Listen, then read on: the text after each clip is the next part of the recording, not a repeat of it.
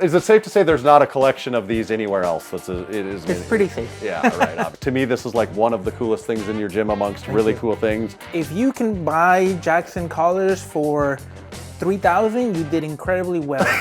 That set was actually used at the 1948 Olympics. This one, you can have whatever you want in this gym. Does this even move? Whatever this is you comical, want. yeah. You can have whatever you want in like, here. What's a The Jackson larger wrench worth if you had to put a dollar number on it? 3 for $100. Yeah. But you think this is like maybe the only one that there ever was? I think that, well, of this type, it's the only one. You do a PR, you bring this thing down, and you take a shot. Massenomics. What's going on, everyone? We are back for another home gym tour, this time with Big Efren, and this is quite possibly, we've done some ridiculous home gym tours before. This one's up there with some of the most ridiculous home gym tours that we've done before.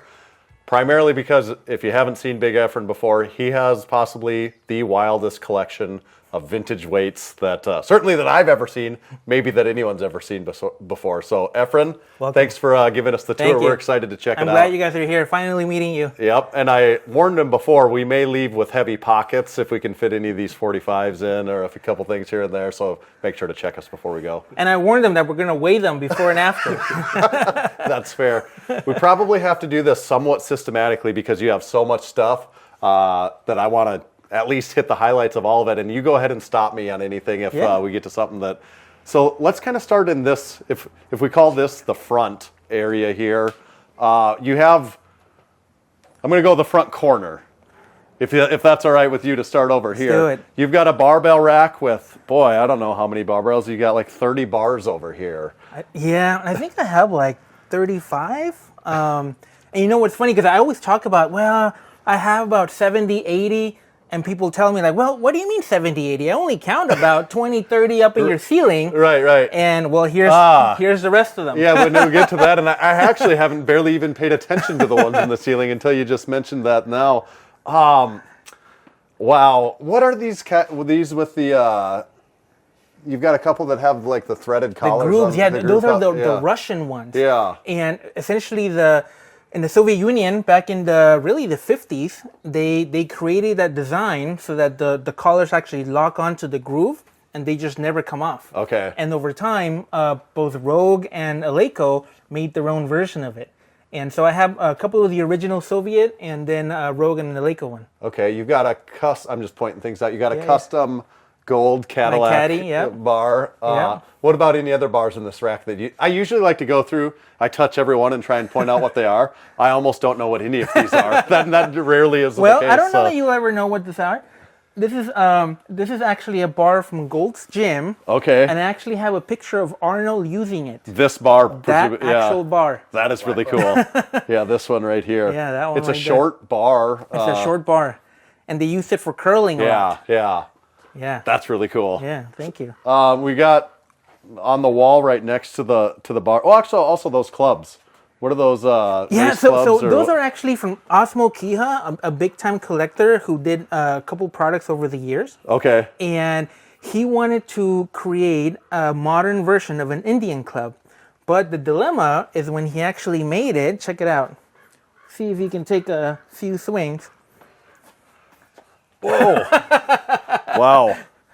So after he did a few, he realized, hey, you know what? This may not be practical. I don't know what it weighs. It doesn't really say, but it's, I don't know, 30 pounds or something like that. Yeah, it's not light. Okay. What are we looking at right here on the York stands? Exactly. So I like those York stands. They're the second generation of them. You can see the Vic V. Yep. And on top of it, I have a Jackson curl bar and some Jackson plates. Okay. And a lot of people don't know is that there was actually a dentist who invented the curl bar.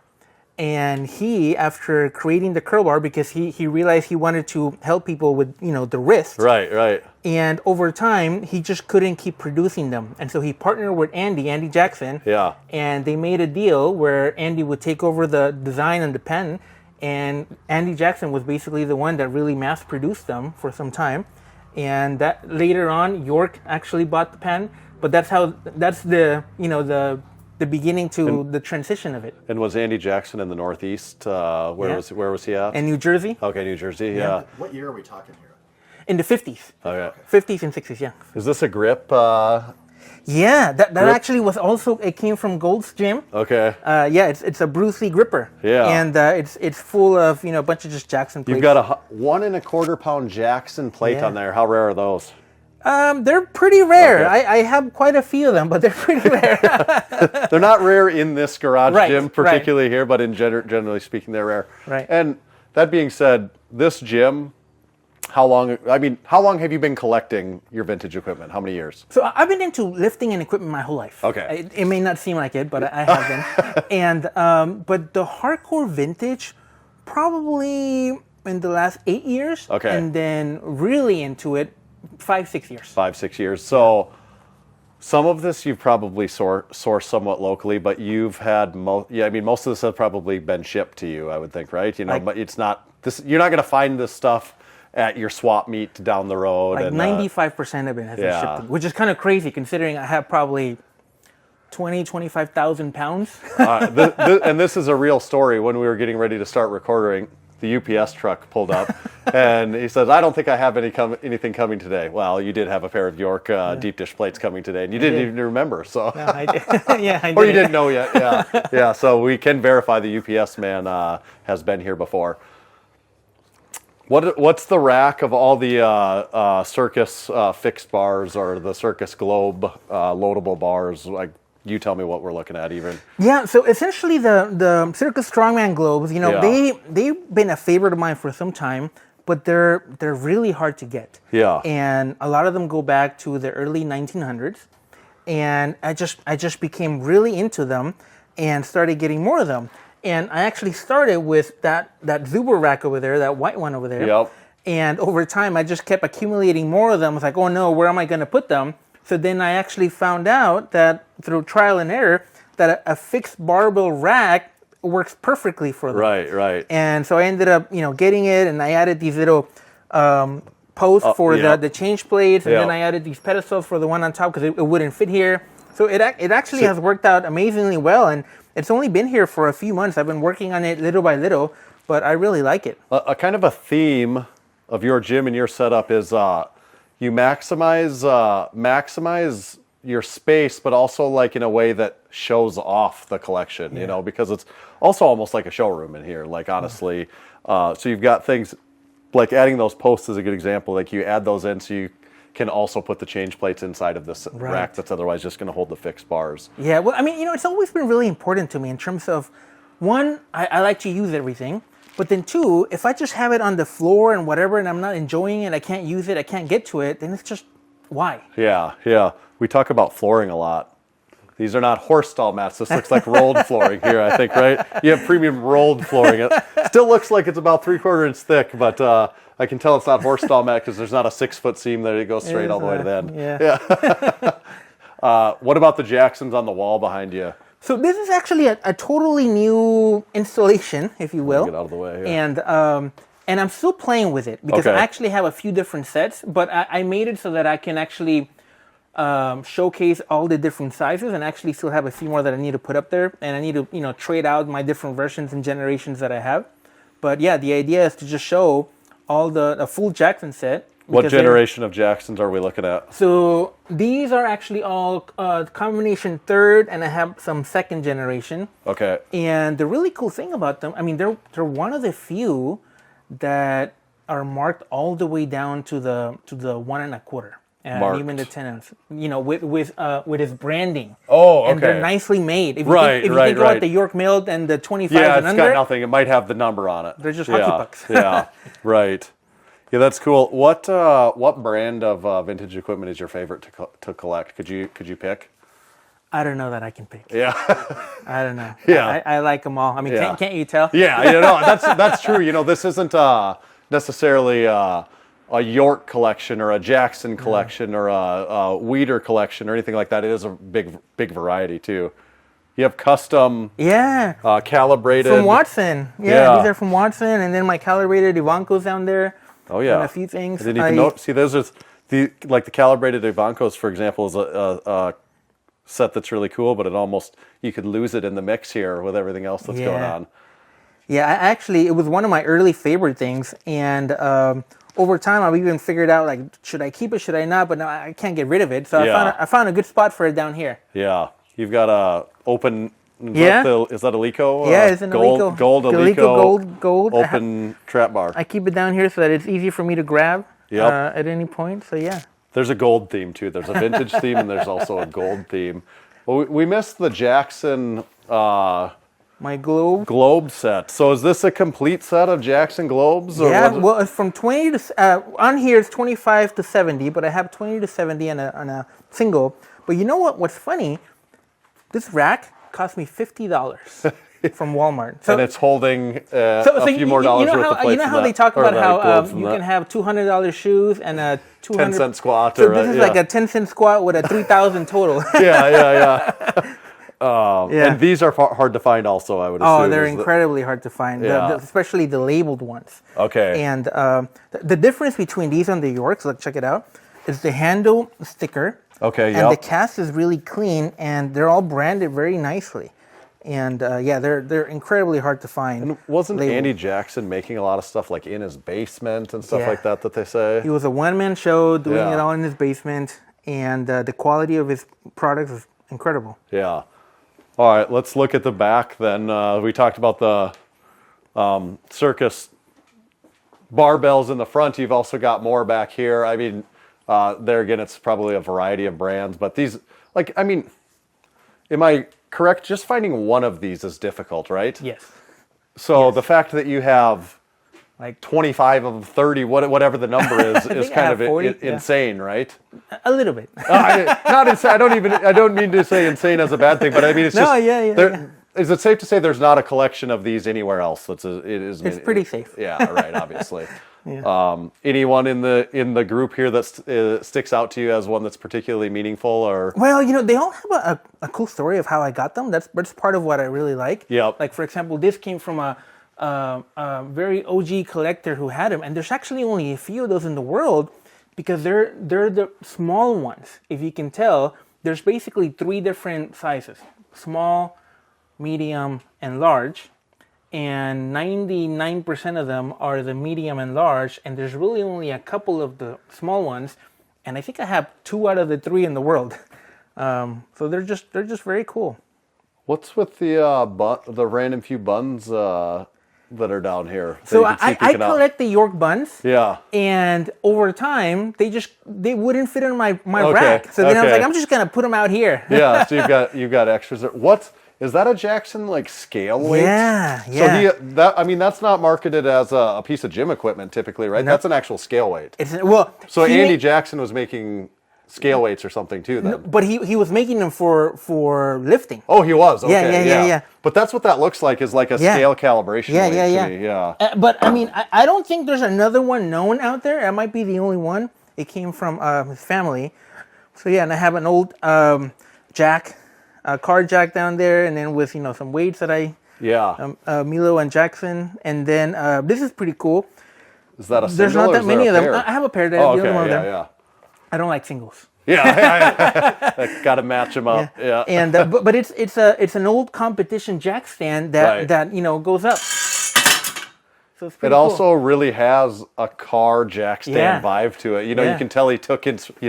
That's probably what it was inspired by when he made that. Definitely. Yeah, that's super cool. And then the actual circus dumbbells too. We pointed it out earlier. Is it this one right here that might have the most interesting story behind it? That one. What's the story? So it's essentially the very first known in America that is complete with all the weights. So it's early 1900s, pretty much the very first loadable weight dumbbell of that size, and it's from that one. And it's Milo. From Milo, yep. Yeah. And they were the first large company in America that was producing strength equipment. So something like that, value is subjective, of course, but how do you? I guess value is whatever when there's one of something, the value is whatever the one person that had it, whatever the two of you can agree on. That's really the value of that product because it's unknown otherwise, right? Pretty much. Yeah. Some other things that are, to your point, other things that are a little bit more known. Right. They're, there's a market of sorts. It might be a really limited market, but there's a market. But the ones that are like one off or two, like, the last one sold 10 years ago, like. Right. So really the value is whatever the buyer and whatever the seller and potential buyer can agree on, that becomes what the value is on that, right? Yeah. Yeah. It's kind of a fun thought when when we're dealing with something that's actually there is no others of it. Yeah. But one thing that has helped me over time, sometimes I think about like comparisons. Like, okay, hey, there's only a couple of these in the world, and this one sold for a couple thousand. Yeah. So maybe like right. kind of go like that. Well, and we'll talk about it more too. You actually have a cool sign of it, but the Iron Guide is something that you have, and you can find it on your site. So, what's the website that you can find the Iron Guide? TheIronGuide.com. TheIronGuide.com. And what is the Iron Guide? We've got a copy of it. We actually got it from you, and I printed out a copy of the Iron Guide because that's outdated. I need to get a new version of the Iron Guide, and I'll have to print that out because I like having just being able to flip through it and look. But what is the Iron Guide? Really, it was I created a book to help the community be able to compare things. What happened was a few years ago, as people were coming into the community and learning about weights, there wasn't really a one-stop shop for knowing what was what, and then potentially what was more desirable or valuable. Yeah. And so what would happen, unfortunately, the new people would come in like, hey, I just got these Zuvers. And some of the other people were like, okay, I'll trade you, these $100 plates for them. Right. And so over time, like, oh my gosh, like it's a Wild West. And there wasn't really anything out there. So I tried to help everybody and get the feedback from everybody is really the work of the community in terms of, to your point earlier, the values, right? Right. And so I'm just trying to put it out there to help organize the hobby a little bit. And there's, you run a Facebook group that's kind of around that same community. And what is the Facebook group? Yeah, it's Vintage Weights Physical Culture. My buddy Matt Arnold and I started it, and basically it's grown. It's the largest community of vintage weights, and we all go in there, geek out about weights and share and talk, and it's pretty fun. And I should say, so like I'm a member of that group. I have the Iron Guide and everything like that, and I enjoy vintage weights, and I know a lot more about vintage weights than the average person in the world. But then I come here and I don't know anything about vintage weights, and that's like what I would say is actually true. I just know like the tip of the iceberg of vintage weights, and then you've got guys like Efren that. The iceberg. Yes, exactly. This is probably the thing that I think, it just to me, because I love it so much, to me this is like one of the coolest things in your gym amongst really cool things. It's this display of your plate sets, your vintage, mostly deep dish plate sets, and the 45s are all front and center on the front of it, but a lot of them are full sets going back. And what I would say about it is we are going to do a separate video specifically on this double-sided plate display where we go through some vintage plate discussion. So make sure to check that out. It'll presumably come out after this particular YouTube video. So coming soon, we have a very full, more in-depth coverage of this. So we're not going to talk about it too much here. We'll save that surprise, that little tidbit for the next video. This cart, it seems like you just have every bit of possibly collectible small dumbbells that exist out there. It's pretty much my random stuff that sometimes I pick up on eBay, on the marketplace, whatever. There's obviously bigger things here, like my Jawed dumbbells, but I just like it, and it keeps me organized. I know that if I can't fit it here, then oh my gosh, I need to put it down there, or I need to trade it. But I just like it. I just like to, and you know what? It gives me an opportunity to just walk by and like grab it, touch it, use it. My daughters get into it. Yeah. Is this a York 1-pounder from Buns and Globes set? Yep. Okay. I have. Good eye. Well, I don't know. I only know because I have the full set of Roundhead. You helped me out. You got me the salesman sample to complete my set. So I have the full set of Roundheads, but I can identify this looks different than the 1-pound Roundhead. What's funny is my friend Panina and Jeff, years ago, we all had like 2 or 3 pairs of these, and we would trade them and do all kinds. Nowadays, I think a pair goes for like $500, which is crazy. Like to put some context into that the smallest thing on this table of small items, and that's like worth like $500. Yeah. I know this is one thing you're particularly passionate about amongst a bunch of other things in here, but your collar collection. Tell us about this. Yeah, I really got into it probably mostly because it was a efficient way to get into a lot of vintage and look at the different brands. And over time, I got into the ship wheels, which is, how they all kind of look like an actual ship wheel. It looks like a ship wheel. Yeah. And those are, the hardest and rarest to find, mostly because they often break. People would drop them, people would bang plates on them, and the nubs break off, and they would just discard them, right? Like over time, if enough of the nubs would break, they would just get rid of them. And so there's just very few of them. Relatively comparing to the weights and the bars, there's just way less collars nowadays than anything else. And so I just got into them, and unfortunately, I have too many of them now. But No such thing. Important distinction, correct me if I'm wrong, but like a York ship wheel collar, not to be confused with like something I have a pair or two of York spin lock collar. Right. It looks a little similar, but it's not as much. This is like definitively looks like a ship wheel. Yes. The spin lock looks similar to a ship wheel, but it would be newer and I suppose less rare because of that fact. Yeah, the spin locks, just to give you a perspective. So this is a chrome one, but these are about $100. Yeah. They're nice, but they're about $100. Ship wheels are $1,000 and up. Yeah, right. And so, what's the rarest brand of a ship wheel? The Jacksons. Those are. I mean, if you can buy Jackson collars for $3,000, you did incredibly well. But the problem is if you go out there and say like, hey, I have $3,000 for collars.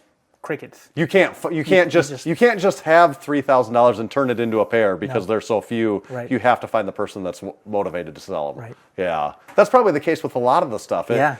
You could have the money, but the money is maybe not even half of the battle. Like the other half is like having the connection to find the product. I like to send Efren a meme. It's from Shawshank Redemption, where Morgan Freeman and Andy Dufresne, they're in jail, and Morgan tells him that he's a man that can get things. Efren is also kind of a man that can get things. Yeah. So no, you're totally right. It's about who you know and what do you have to get the other things that you want. Yeah. That is exactly right.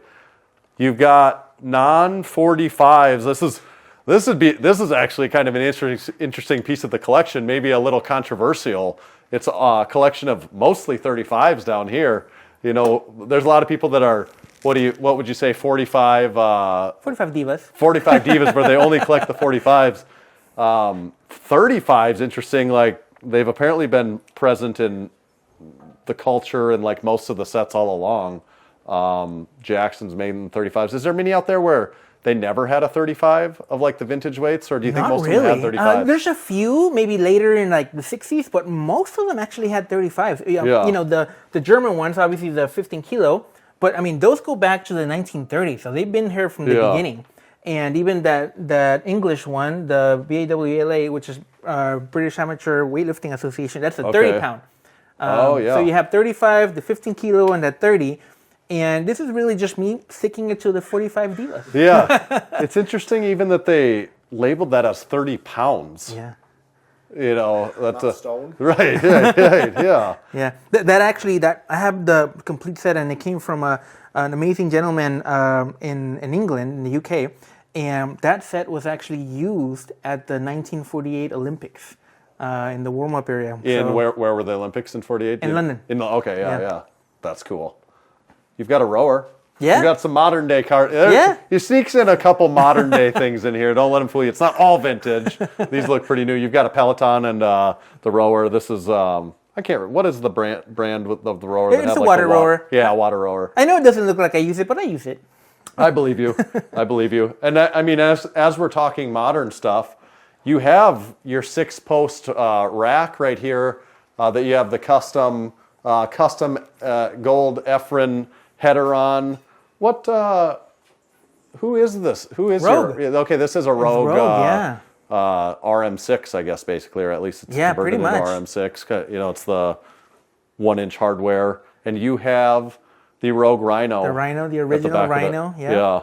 And I got it back when, at the time, nobody was doing color for home. Nobody was doing custom. I had to beg people to help me do it because nobody was doing it. Now everybody does it. You've got these custom 1-inch, those are cool with your logo on it. Yeah. That's neat.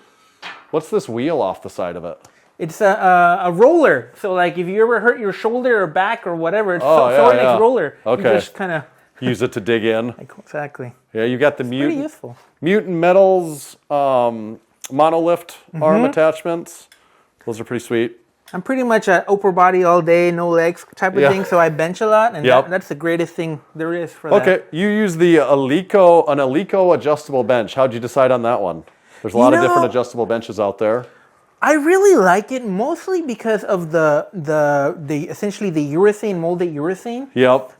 The only real bummer, I will tell you, is that it's a little tall for me. And it's not really competition height, it's a little tall. Okay. That would probably be the only thing that I would change. Now, and I got that years ago. Nowadays, I would probably get something else. I would have to kind of figure it out. There's a lot of options now, too, so maybe you'd come up with something different at that point, too. Yeah. You've got the Rogue Slinger. Is that what that is? You got that mounted up on your rack. Right here, Tommy. We were just looking at this also in Darko's house today. You've got the Beyond Power Voltra. Is that right, Tommy? Yep. The Voltra. Have you used that very much? When we were talking about being efficient, that's probably the most efficient thing for me to be able to do functional training within my, without it invading into my vintage area. You've got Kobe on the deadlift platform. Yeah. You Lakers fan, a Kobe fan? I am. Die-hard Laker fan. Excellent. Do you go to many games? I mean, we are in California. I try to. Yeah, cool. LeBron's got a few seasons left. Yeah, so hopefully. We'll enjoy it while it lasts. Okay, this is, you've got all this different equipment in here. This display is maybe your most intentional display of everything in the gym, where you've got all this backlighting on it and everything here. So what are these dumbbells that you've got displayed here? Well, so first of all, by the way, that's a 60-year-old cabinet. My house is an old house, and so it was just here, and I gutted it, and I built in those industrial shelves in there, and I basically got old lemons and tried to make lemonade out of it, but it worked out really well. Yeah. The only thing it triggers people because people are like, well, how do you get your hand in there? Thankfully, I have small hands, so that's not a problem. But it was really just a way for me to be able to fit as many of my dumbbells as I could. And the Eleiko ones are, my daily modern ones. Yeah. And then, of course, I have my York gloves out there, the buns. Right. And then the Ivanko gold set that they helped me custom make, which is basically just all gold plates. It's the only set like that. It is the only set like that you've got. Okay. And he's got on his shelf here. Try not to break anything, but that's okay. This is what I was talking about earlier. Of considered the York Salesman sample, I guess. It's the half-pound York dumbbell from the Roundhead collection. I actually have a pair of Efrens of these, so don't let him fool you. He does occasionally if you talk to him right. You can get him to sell something every once in a while. Well, but I would say they're more on loan. Yeah. Just your turn. Yeah, that's probably true. What are these all grip tools with the springs? Yeah, they're just they're grippers. And I have my actually here. Maybe you should try this. The precursor to Captains of Crush or Jujimufu. Or you should try this. Let's see. Let's reset it. Did Brian do this when he was here? We're not going to talk about that monster man because I don't want to intimidate you. He broke it. So you basically just go like that. Okay. So, here. So this, we've played a game like this with Jujimufu before, a little bit more modern technology, but so you just squeeze it as hard as you can. No secret about it, I guess. Little crack in the hand. Oh, it's pretty good. What'd I get to? Like 130, 140 maybe? Yeah, that's cool. How'd you reset it? Just tilt it back. Okay. There you go. Wow, that is really cool. What? So it's from, you can see the brand. Can you see it? Yeah. It's from back east. Okay. And it's a... Providence, Rhode Island. Yep. And it's about 110 years old now. And when Brian tried it, he maxed it out. Yeah, no doubt. And I was like, oh, no, don't break it. Yeah. You break it, you buy it. It was fine. I got a little hand crack out of it. I didn't break it. Maybe my hand. I also saw, we don't go back and look at it, but thinking of the spring things, you had like, are those chest, what are those called with the big spring chest? They're either horseshoes or expanders. Yeah, chest expanders. The chest crushers. Yeah, chest, okay, yeah. Those are cool. Yeah. What's Yeah, actually, yes. You have this backlit picture. No, that's a TV. Oh. I just built a frame for it, so it looks kind of like a frame, but it's a TV that I watch my TV. Me. Yeah, I watch you guys on here. Yeah. And in color. And but every once in a while, I'll just put a few pictures, and I just really like that one. It's the cool. old York team. So is Bob Hoffman in there, or who's all in this picture? No, it's basically the weightlifting team. So Norv and Paul and John Davis. So it's just a cool. I think that picture's from the early '50s, I want to say. Okay. And when they were just training, and it was just a cool picture. Are those Kobe's up there? Yeah, those are Kobe's. Those are cool. Thank you. Oh, you know what I noticed earlier today? Oh man, look what he got over here. That's one of the original ones. Oh yeah, that's right. Tommy, while you look at that, and I didn't place that today. That's been there all this time. That wasn't just staged for us coming here. No, it's not staged. We did bring something. We already knew you had a drink spotter, but we did want you to have a piece of South Dakota. So you have our official Massenomics South Dakota license plate replica. It's got a little bit of gold on it, so I will find a cool space for it. Wow, yeah. I love it. Yeah, and you do have more.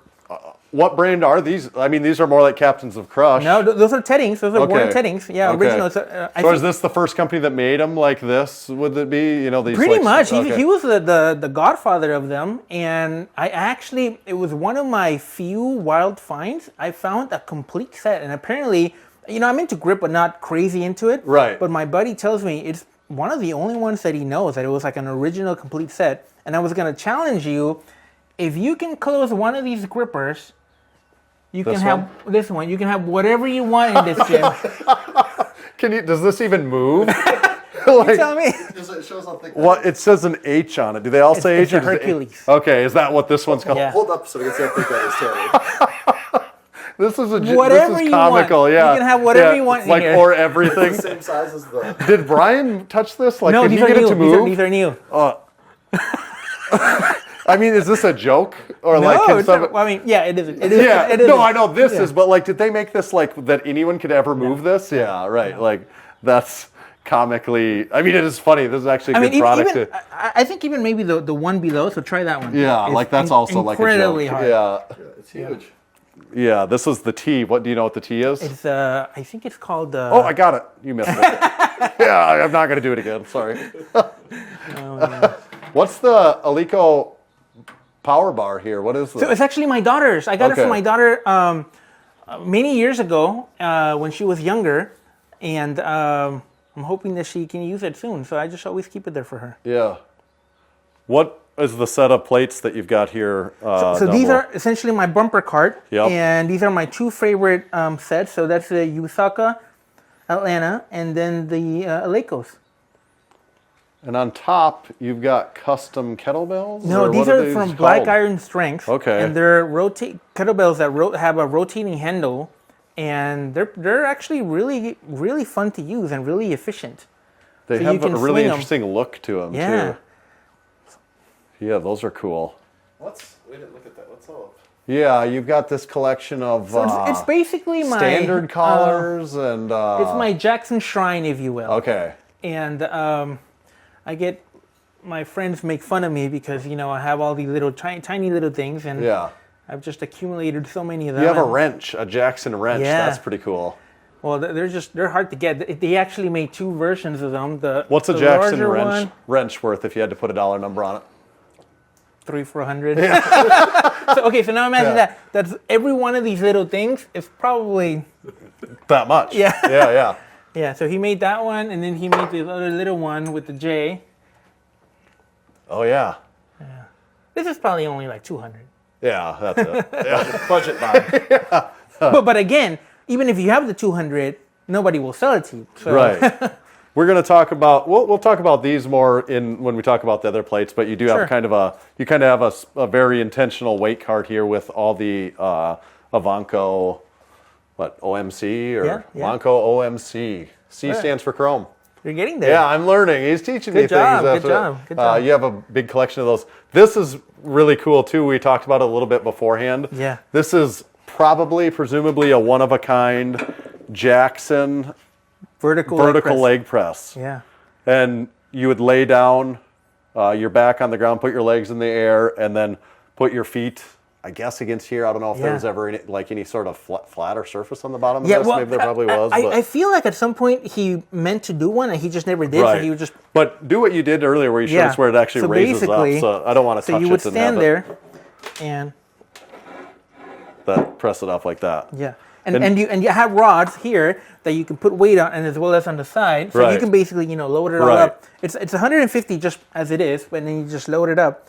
And I got it from my buddy Jared in Texas a few months ago, and he got it from a gentleman who passed away, who got it from Andy. Okay. So that's the cool thing. A lot of these things you can trace it, down where to it every actually person. went to. Yeah. What? But you think this is like maybe the only one that there ever was? I think that, of this type, it's the only one. And it's interesting, like, even the feet on it.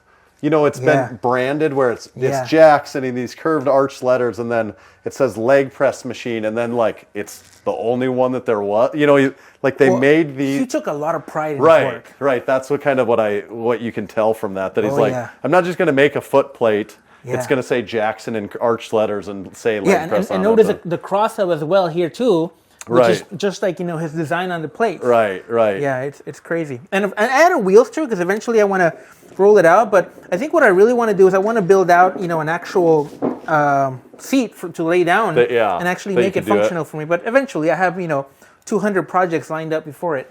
You've got the library. What are most of these magazines? What magazine is this? Like? So it's all kinds of them. Either Iron Man, Strength and Health.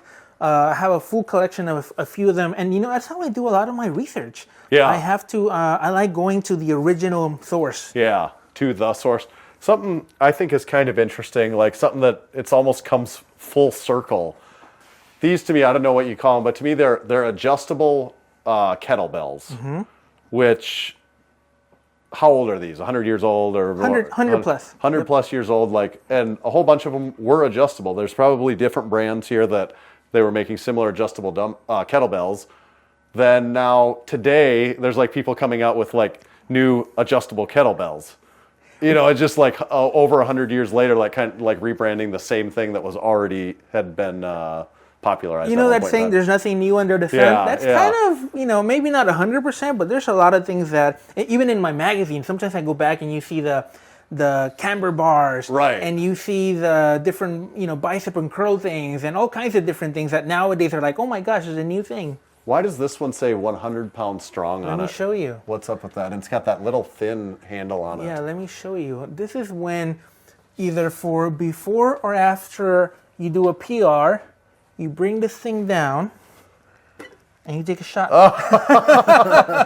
Is that old though? It's pretty old. Yeah. It's about 50 years old. Who made it? Actually, it's a small company who made it, and I actually got it from Osmo Kija, one of my collector friends. Okay. And he's had it for a long time, and I love it. That's cool. That is really cool. What are these bars that these plates are sitting on here? Are these bars just for display purpose bars? Right. Okay. Yeah, I was trying to figure out, because, like we were talking earlier, I really like completing a set. Right. And I was trying to figure out how can I display some of my favorite ones in a compact way. And so I just came up with this thing. And that set actually, the chrome set there, it's a Soviet set, and it's the one in the picture. It was the very first one that was imported from the Soviet Union. These plates are the plates in that picture right there. And it's, Pat Casey's and Leo Stern, they would take pictures. And basically, it was one of the first ones brought into America. And it's that one right there. That's pretty wild. This cabinet over here, you have, it's a lot of Stein collection and other small memorabilia and that sort of thing. Yeah. What's the slippers? Or the... Let me show you. Again, this is one of those things when you're feeling like you just crushed it. Yeah. And you want to go out. That's cool. So did you? Did you have those? Get those made or something? No. Are those vintage? Yeah, no, they're relatively modern, maybe about 10 years old, and I found them on a market, and they were my size. I'm like, oh my gosh, I have to get them. I like that. Yeah. And just a variety of there's knives and we always like weaponry when there's for some reason the lifting world has like a parallel association with weapons. You know that. I have about a dozen of these types of knives from this maker and from Colorado. I just really like. His name's Steve Powers. And I love them. Okay. Yeah, I just have a bunch of random things in there. What I want to know, you obviously have one of the world's foremost collection on this stuff. But what would be the white whale, or what's missing from your collection? Is there anything missing? Like what's your biggest on the hit list right now? There's not that many things, but I can tell you one thing, and if you can get it for me, that would be cool. Anyone listening? I don't have 25-pound Zuvers weights. You have 35s. I have all the other ones, basically. Yeah. I don't have 25-pound. But they exist. They do. Do you know anyone that has any?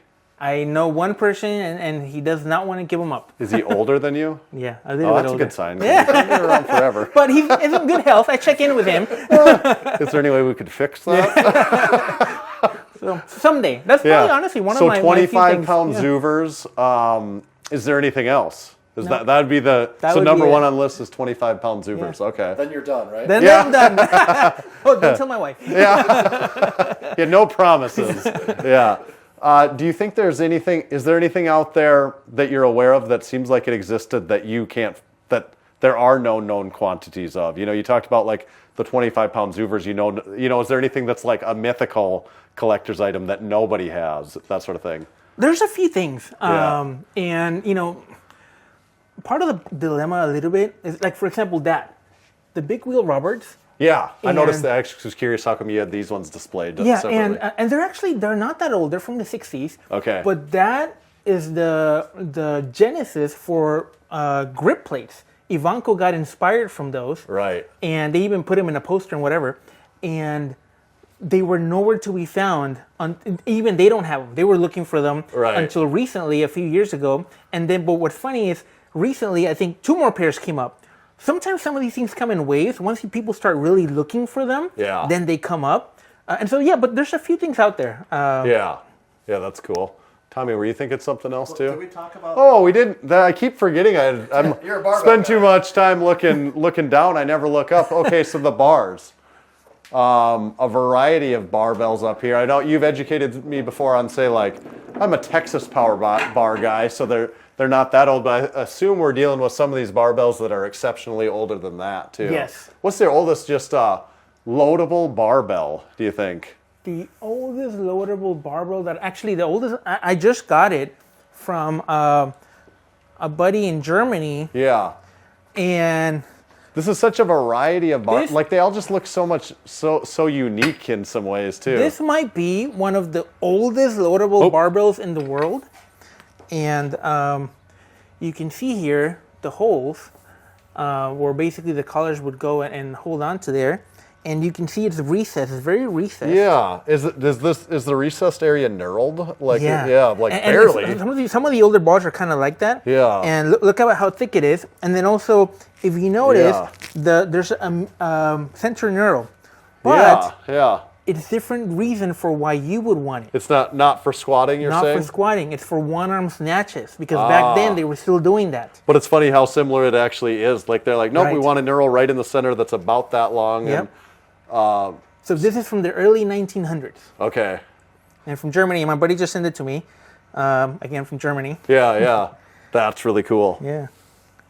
What's the brand? Do you know? Like, is it a known brand name or well, not necessarily? we're trying to document it. We believe it might be a Turnmeyer, and it's one of the ones where it's one of the earliest ones that were made, by Berg, and then the other Franz Vellum. So, okay.